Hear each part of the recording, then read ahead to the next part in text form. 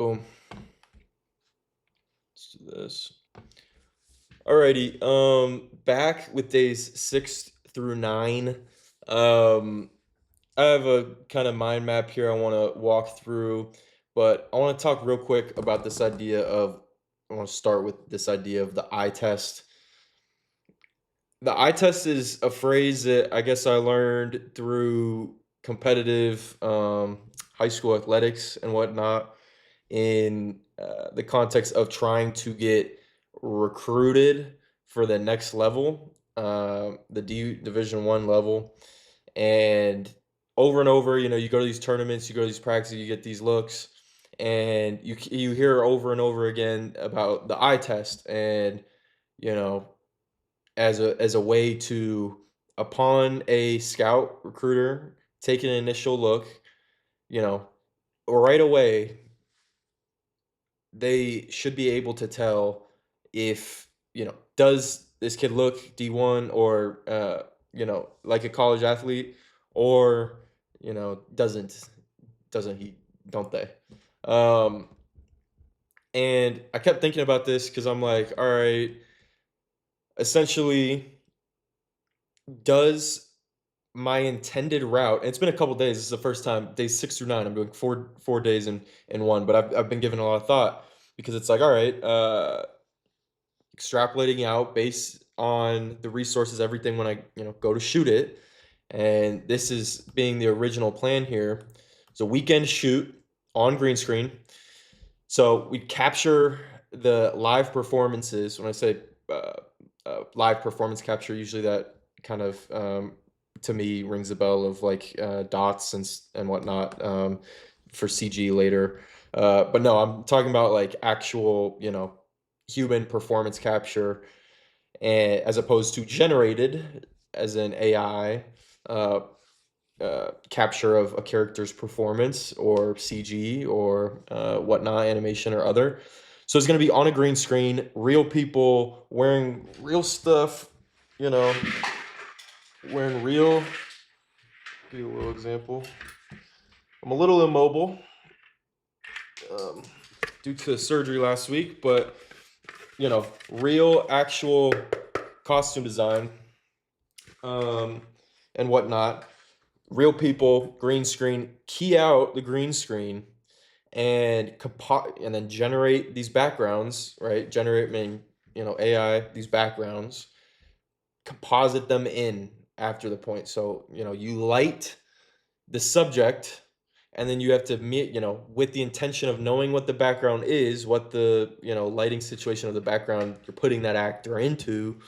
Um, and then after that point, actually doing like a massaging kind of the lighting situation of what you're working with that actual film that you've captured, and the lighting and all the data that you have available there.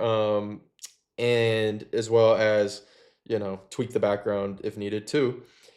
So that's the original plan, and use 3D printed costume design, and go for it in that way.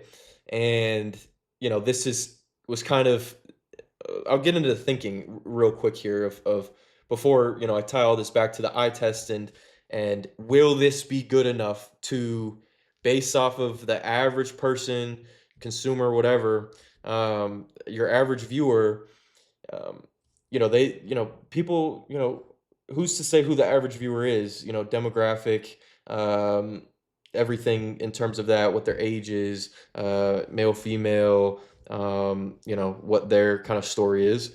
But, you got to imagine that they frequent to some degree social media, and YouTube is another thing. And then also, television, film, to what degree, genres plays a role in, how, their eye test of, does this pass to them or not? Um, in terms of the visual effects, and these, this formula, this recipe to piece all these things together to kind of sell the vision, this vision that, this is an entire proof of concept to this film I'm making. And I really want to, it's super important, right? It goes without saying, you want it to be believable and not look, half-assed or cheap. That's like a, bad word. Um, okay, so we could talk about this. I wrote this down, didn't know if we were going to talk about it, but all right. Liam was a proof of concept, or Liam is a story that I've had that we're building. Check out previous videos, the first video on this series, on this sprint. But this proof of concept has been in the works, right? Although nowhere documented publicly, it's gone through a couple renditions. So I graduated school in 2022, and basically committed to this idea of a proof of concept in early 2024. The script had been there for a while, before 2022. But, now I have the time, I'm not in school, now it's like, I have the means to actually earn and support this effort. And 2024, I was like, all right, let's do it. Late 2024, however, is when it became financially okay. We could do it, maybe not the smartest, but we could do it. Um, you know, and I wanted two things from this, right? And very quick, go through this very quickly. But one, I wanted to get the experience to, own the directing process, actually manage that and own that process. I've looked up to, directors and stuff, and behind the scenes, all this and interviews and this and that, where it piqued my interest. It's like, okay, no, you can't really, to do this story, I'm not gonna, JK Rowling, I'm not gonna just write something and then hope, go through the no, it's like, I want to actually make it happen, right? So okay, so I have to own the directing process because there's no other way to really ensure that someone else is capturing the vision, right? And the vision is what it needs to be. So I got to own the directing process. That's what I'm hoping to get out of, a proof of concept. And I want to differentiate from small budget stuff, even though we're talking about, obviously thousands of dollars. I mean, but I wanted to differentiate from small budgets, or what I kind of coined or nicknamed for myself, the bronze screen. You got TV, silver screen, bronze screen, kind of being the YouTube short film scene, and whatnot. So, and I look, had some, I was always into the super high production, YouTube distributed storytelling and whatnot, all the way and just productions in general, Chicago Guy, Lyrical Lemonade, I'd watch that in school and think that was awesome.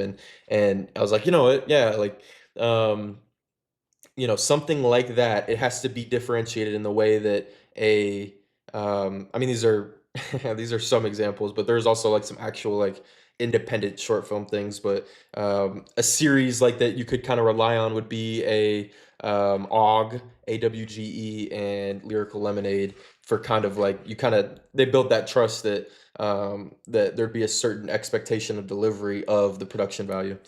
So something on to stand out, to be kind of like on a level of, catch the eye, and do well on the bronze screen. So, you know, like I said, feasibility financially late 2024. And, that basically I start thinking at this point, like, all right, what if it didn't have to just be a sunk cost though? Like, what if this could be, if I could make it back in whatever way? So then it became kind of an entrepreneurial thing of, okay, what business ideas kind of go along these lines and could actually pay it back. So this is around the time of the Tesla Cybertruck. That it was actually, it had been announced prior, I believe, but I think more like production line, like more photos in the wild were coming out and whatnot. And I noticed something, owning a truck, of like, oh wow, there's no wheel wells. And obviously the design, I'm like, okay, and it's Elon, so it's like, okay, like this is cool. I'm not so sure anymore. I really stamp it as highly as when it first came out, where I was like, this is pretty damn cool. But the no wheel wells, I was like, every truck has wheel wells. Like, this has got to be the first truck ever to not have wheel wells. So I'm like, ooh, maybe there's a business there of a truck toolbox that could slide.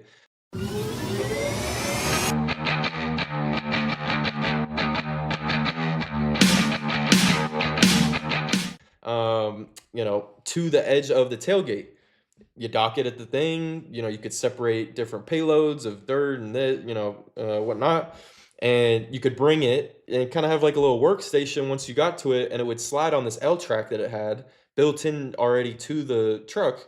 Like, okay, maybe there'd be like a handle thing and you could lock it in position and it would just wheel down, lock it in. You got your tools right there and you got a little station. You don't have to hop in, hop out of the truck. It's a good idea. So I'm like, okay, we'll do the space ad at this point. It's called the space ad, my LEOM proof of concept, because I'm like, I don't want to just do a sunk cost at this point right now. And maybe, higher ticket item. This could, actually go ahead and get some traction. At that point, I did a like finals, like Phoenix Suns finals video when they won the Western Conference Finals against the Clippers, and it's a whole thing at Sky Harbor Airport when they got back. And I went down there, filmed some stuff, put together a little edit, and that was my first kind of exposure to getting some Twitter, actual traction, or for that matter anything. I had posted, I mean, a number of times. I did stuff for my fraternity in school. I did stuff, I mean, just personal stuff over COVID, made fun videos. And I mean, what else? I mean, a thousand, small stuff. But I got some Twitter thing. And I'm like, okay, I think this would differentiate on Twitter of a hardware product that could actually do it. Okay, so that doesn't work out, right? I learned a lot in that process of CAD, computer aided design, design, and actually going from more of like Blender, which I knew in the 3D space and used a little bit, to okay, transitioning into actual measurable, communicating with my buddies, old roommates, a fabric, metal manager of a metal fabrication shop. My other really good buddy, he's super super talented, actual like wizard in Fusion 360, SolidWorks, all this. So went through that process. They coached me up of all the steps to do that. Go through it, have a prototype in the R&D. At a certain point, is like, okay, 20,000 for a prototype for the locking mechanism. Okay, and then I fully think through the logistics of, okay, this thing, there's no way to fold it down to make it packaging really just viable. I'd be like literally shipping and paying for like a crate for all this empty air. You think of a toolbox, like all this empty air. And there was no way to compact that by folding and kind of some assembly required type deal. So, killed that idea. But yeah, proof of concept, it had not really been, it had been shelved, right, at that point. So, but it was kind of the same things along the lines of this original plan. Like, really, nothing's changed. I mean, this Future Vision X Prize, you could kind of see where this was the same copy paste plan as a proof of concept for a short video. Stunt rigging, this was like the differentiator in my eyes of, this is nobody else really does that. And then when you do that, you're allowed, everyone tries to break down shots and whatnot. And I was like, okay, imagine zero gravity. And that was kind of the whole idea of the space ad. Guys floating, jetpacks still, but we'll put it in space. We'll tie it to the Cybertruck, and we'll do like, it'll just be kind of like I said, like the number one thing was just getting the director experience, to like do things like I know I would need in like the full live action stunts for sure. It's a jetpacking world, and all this, and it's like very tied to our main characters. So knew that getting this down was a huge piece. And that was the original plan. But as I've been sitting here, back to the point here, days 6 through 9, what I've been kind of going over more and more is, shoot, there are, I mean, I have even for like a distilled trailer, as I've been like getting closer to that, and getting kind of, there's no need to, the beauty of this competition is that the carrot at the end is a possibility of winning, and actually securing financing for a full feature project with a budget that is considerable, and by all means would, could accomplish my vision. I mean, so you look at it, and I even distilling down to a trailer, I have all these shots, and I'm hugging closer to the script because that's what I think will be the differentiator is just this story. um it's I got to get back to sticking to my guns. There's no, like, abstract. I can't do the one-to-one space ad for the this like campground site of everybody hanging out with their blasted off into space with their Cybertrucks. It doesn't That's not the vision, that's not the story. And the story is, and the mission of the competition is to actually sell a abundant future. And when this came out, I'm like, oh my gosh, like this is my overarching project. Like, I was distilling it down into making something marketable, and now there's a chance to actually go for it. So what's the feasibility in terms of this original plan here, right? Of it not of it's passing the eye test, though. And like I said in other videos, no directorial experience. No, I have conversations, like my team, like my guys, like I got people in that world that I've, constantly, chat and pick brains um of their experience, and how they go about their process, and their work on a day-to-day basis. But that's just not been my experience. So when I look at, can this really, like, I need to check myself a little bit. Like, although I think I could do something like this, like, is it really going to, now that it's tied to the LEOM project, is is it going to look good, or isn't it? So I mean, I think this, like, is, this is what it is, given resources and give everything else, like time, resources. I'm talking about time. I'm talking about people. But is the better plan, given the constraints of a August 15th deadline, really August 7th deadline for me, that I want to get this done. Um, is the better plan just going full generated, meaning diffusion models go in, and what do you get from that? A controlled environment. I can do 150 takes of my 150 shots of this trailer. That I can iterate later. I can iterate all the way up until the day before. I can add, there's less variables on the day of the shoot. Um, in terms of, if I didn't get something, I have to totally, even though a certain shot, right? Let's say a live actor performance that's, you really want to see the conveyed emotion by the actor, say, just it got cut off. Like, these are 12 hours days from the studios, but say it just got cut off, and there was just no way to get that last shot in, that thought would get to. Other things, could adapt, but say, there were certain things that did not, check the box, and I have these live performances, and then I have these, and then I have a couple things that I'm now forced to do generated. So now I have this weird split. So then do I axe all of, the other live performances, and then just go for consistency sake full generated? Less variables in terms of what could go wrong, and that's always a plus. Um, so, and then, yeah, like I said, more iterations. So is that the better plan? So I'm like, okay, like, dumped a lot of, like, there's guys, ready to go on, like, on this stuff. But this is probably the safer call. This is probably um, a great call right here. Um, and then it comes into kind of a question of, okay, if we're going to go generative, is it generative animation or live action, right? And you probably understand what I'm saying there, but animation, like,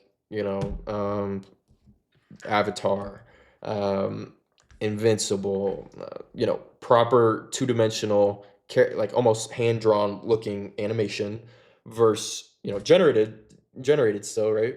Versus, live action, the shadow, it's super contrasty, like the generated, and it's, shadows and kind of classic AI videos, what you kind of see, and weighing those two things.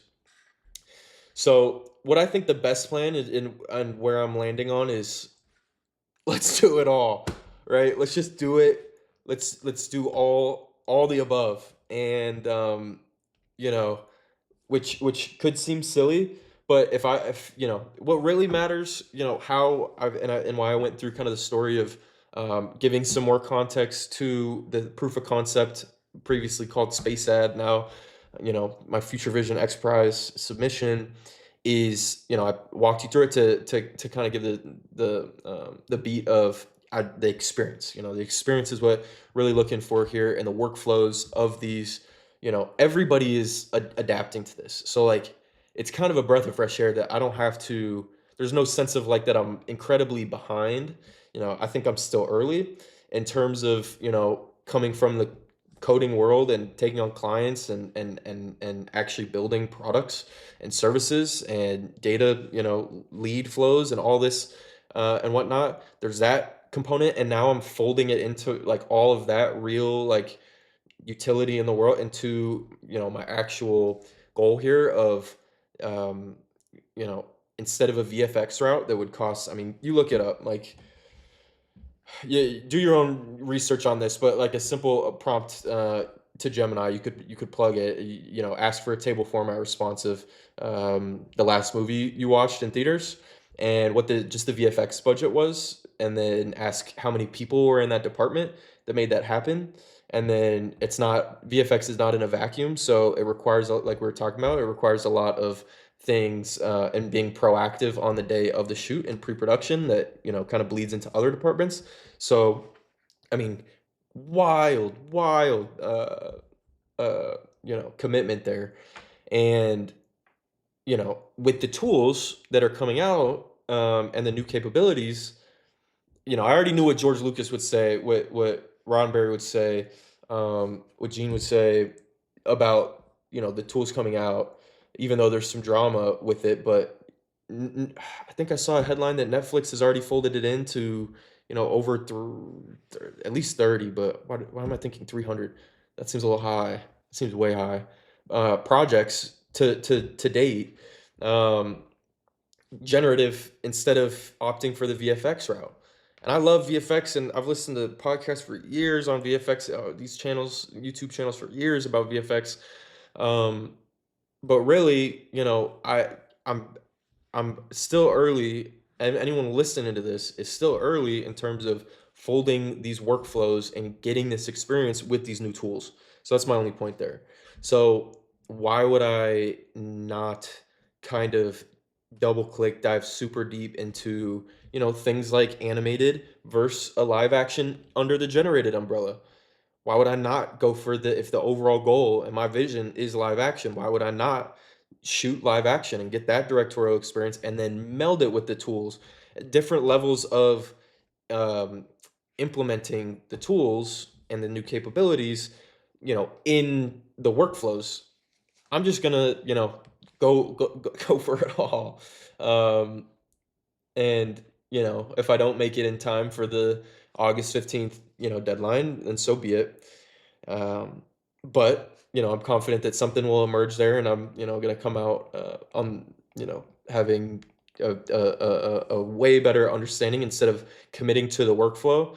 Why don't I just kind of push, dig these three holes and, a little unconventional. If we weren't so early, I would say, picking one route and, you dig one hole very deep. So you can reach water instead of digging many holes, kind of, however far. But because it's so early, it feels necessary to get all, soak up all this experience and go for all different routes here. So, yeah. And my suspicion is we don't actually use any of these three that I'm laying out: the live shoot with the compositive background, the full generated animated, and the full generated live action. But it might be something in between there, that workflow that I get to, that is not what maybe I'm not articulating now. I don't want to, spend too much time here, but on this video, and let me just get to the point. But I think it could morph into a totally new workflow that if I hadn't, gone this direction of pursuing the three, I wouldn't have stumbled upon at all. So, yeah, this is the first comment, by the way, that I got from Stars of the Void. Um, he has some audiobooks on his channel there. But first comment on this YouTube channel after posting a lot of throughout the last 6 months, and first comment, so kind of just highlighting it, but good words of encouragement. Um, and yeah, so here's a little bit more about the eye test, and here's like kind of like a in the deciding process here of like, let's deviate from the original plan, and it took me a couple days here, so it was kind of weighing on me, and there's some pressure to really think this through. But I go, I'd like three calculations portraying my concerns of quality of project, stepping up in complexity, each of the three. Um, I'd like three calculations, step up each of the three, starting with the basic fifth grader level. And then this is like, and then I always look at the second. That's kind of a cool way to, think of a decision process and kind of distill it down and just see this visually. But this is kind of what I reached with the eye test. So called W, the weighted eye test score.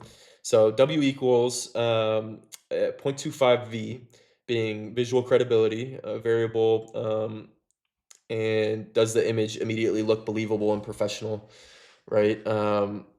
Continuity and coherence. Does the lighting, environments, blocking, right? Details. Does everything stay consistent in the world, or is it jumpy? Performance and motion. Does movement feel intentional, physical, believable? This is a main theme of the movie, like how things move. Does that feel natural? And then art direction, this is just the sum of different weights on these, but does the world feel specifically designed rather than assembled? Art direction, yeah. And then directionally specificity. So does it feel authored? So W equals 0.25 V plus 0.2 C plus, whatever. Good visual, though, to kind of think things through, and have the visual. So yeah, I think we can go ahead and cut it off there, but I think this is going to result in just a much stronger, kind of just what I'm looking to get out of this experience in terms of just my experience and getting into some new workflows, but really the eye test and, taking a really critical look at my original plan and, kind of coming to the conclusion and the consensus that, it's okay. That, something that the same exact kind of workflow that maybe I had a couple years ago, isn't, these things move quick, and, I have to stay light on my toes, and the ability to name of the game, pivot. I'm a little constrained here with the whole surgery. I got to elevate. I can't really get the keyboard, but pivot. It's not bad to pivot, man. And I'm having to pivot into I want to go through these other workflows too, which just means you'll see them if you follow this series, the sprint. So we'll wrap there, but all good stuff. Keep it pushing. Sound off below, especially if you're competing in the competition, the Future Vision XPRIZE is what I'm talking about. If this is the first time hearing of it, you can look it up. Future Vision XPRIZE, put on by XPRIZE, and very cool competition. Important goal, optimistic future. How can we get there? Something very very important today that just I won't get into it, but it's something that's much needed right now when you look at the news and take a look around, and an era of abundance is would be a beautiful thing. So bringing that to life. And yep, so all good stuff. Sound off below, especially if you're competing in it. I'm looking up other people. I just go into YouTube and search the same thing, looking at the landscape, looking at the competition. So it's all good stuff though. But yeah, all boats rise on a high tide. Sound off below, especially if you're competing. Maybe we could chat, and learn something from you, learn something from videos I put out, and yeah, all good stuff. But yeah, stay tuned for tomorrow. Boom, peace.